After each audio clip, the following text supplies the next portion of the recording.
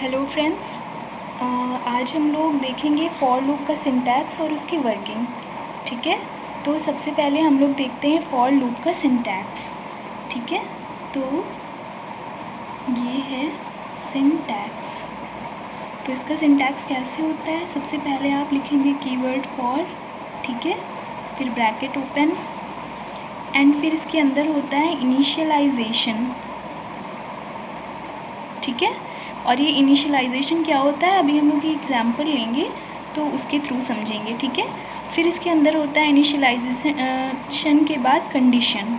ठीक है, कंडीशन की हेल्प से ही हमें पता चलता है कि हमारा लूप कब से कब तक चलेगा।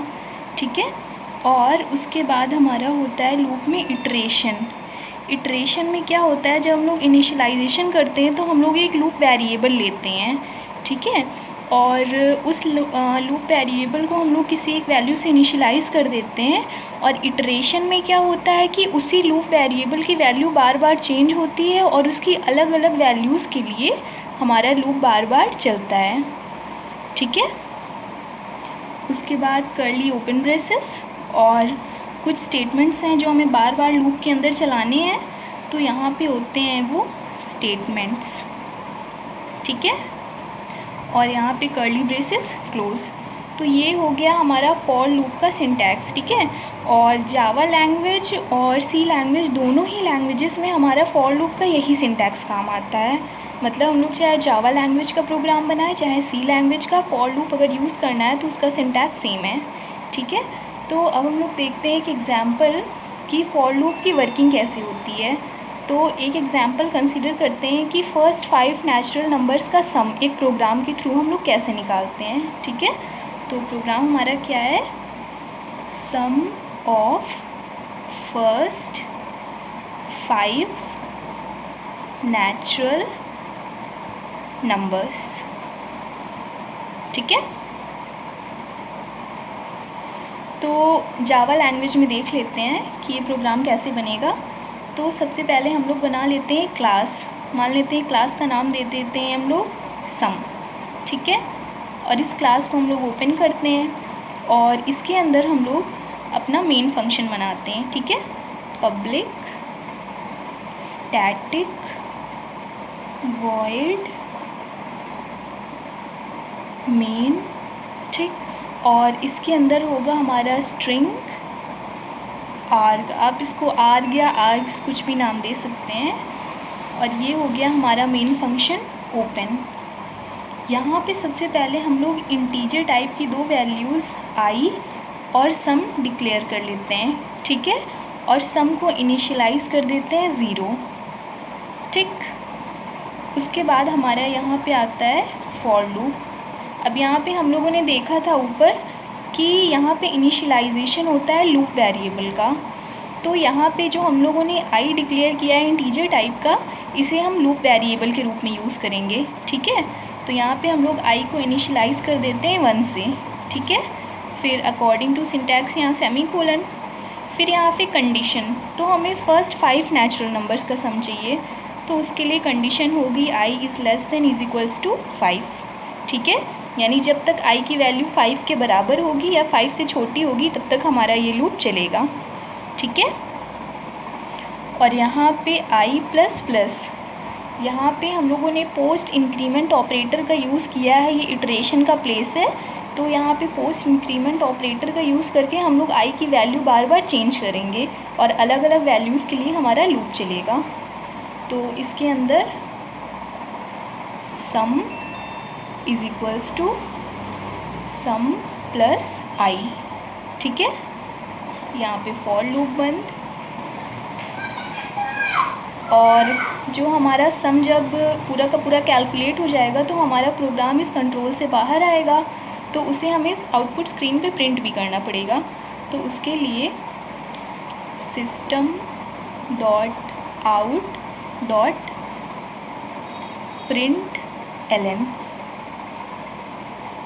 और अगर हमें कुछ प्रिंट करना है तो हमें पता है वो कॉमास के अंदर होना चाहिए। ठीक है, तो यहाँ होगा sum of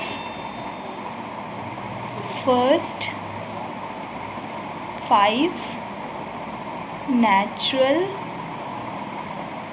numbers is equals plus value of sum. ठीक है, अब यहाँ पे ये जो हमें अच्छे से पता है जो भी इन्वर्टेड कॉमास के अंदर होता है वो हमारे आउटपुट स्क्रीन पे प्रिंट हो जाता है।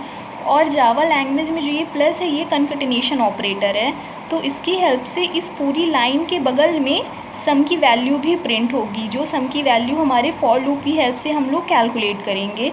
और सम की वैल्यू क्या आएगी, जो सम की वैल्यू होगी वही होगी value of the sum of the first 5 natural numbers. ठीक है, यहाँ पे हमारा मेन फंक्शन बंद और यहाँ पे हमारी क्लास बंद। अब एक बार इसकी वर्किंग देख लेते हैं कि वर्किंग कैसे हो रही है। तो सबसे पहले हमने शुरुआत की अपनी क्लास सम। ठीक है, ये क्लास है हमारी सम। उसके बाद हमारा है public static void main function और ये स्ट्रिंग आर। एक सेकेंड, ये ऐसे। ठीक है, फिर हमने इंटीजर टाइप के 2 वेरिएबल डिक्लेयर किए हैं, आई और सम को इनिशियलाइज़ कर दिया है 0 से। ठीक है, यहाँ पे फॉर लूप हमने यूज़ किया है। यहाँ पे आई है जो हमारा लूप वेरिएबल है, इसे 1 से हम लोगों ने इनिशियलाइज़ कर दिया है, यानी स्टार्टिंग इसकी किससे कर दी है, 1 से कर दी है।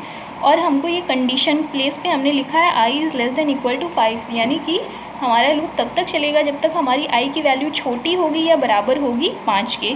जैसे ही आई की वैल्यू 5 से बड़ी हुई यानी 6, ठीक है, तो लूप हमारा चलना बंद हो जाएगा और हमारा प्रोग्राम का कंट्रोल लूप के बाहर आ जाएगा यहाँ पर।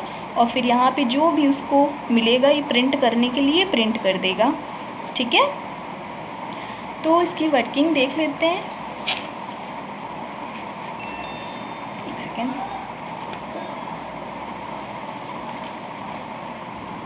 इंटीजर आई की वैल्यू क्या इनिशियलाइज़ की है, 1।